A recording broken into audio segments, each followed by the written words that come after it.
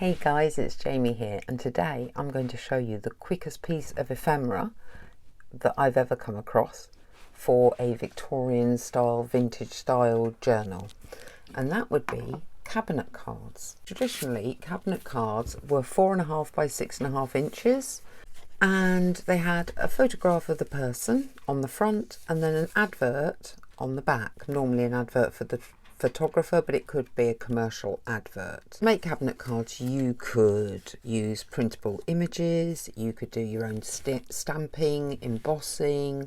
They could be quite fancy, they could be quite plain. You can Google different images of cabinet cards to get the idea. And with the adverts, again, you could use any ephemera that you've bought, stickers, any stamps that you've bought, like the Tim Holtz type stamps. But I thought to do it super quickly, I'd go on the internet, grab a couple of copyright-free images, print them to the right size, get some white cardstock, and very quickly make this into a cabinet card. First thing I'm going to do is corner off, hopefully, I'm not very good at this, the cardstock, because they tended to have round corners, I think, and even if they didn't, I just prefer the rounded corner look. Corner off the photo. You could even reverse image transfer this if you had something that had been printed digitally. If you want me to, I could do a video on doing it with reverse image transfer if you want to know how to do that. Next thing I'm going to do is just very quickly distress ink some edges of both the photo and the card itself. Okay, I think the contrast between the vintage photo and the photo is a little bit strong, so I'm going to bring some of that distressing in a bit. I'm just going to try and very lightly sepia tone some of this to give it that aging look. I think that's made a little bit of a difference.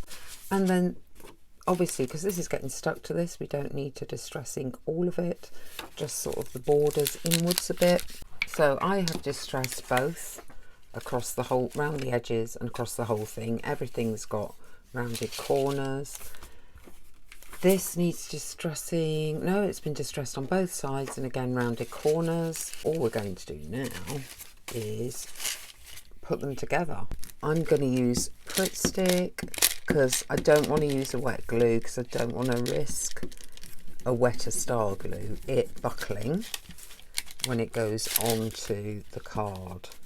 Now, I'm not very good at cutting and measuring, so obviously this is not perfectly straight. Precision done, unfortunately.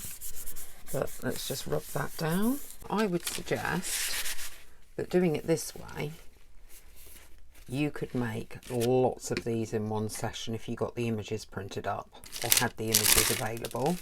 You just need to ink, corner, distress, glue, and you could have a whole stockpile of these as your ephemera for journals. If you enjoyed today's video, don't forget to give it a thumbs up, it helps others see it.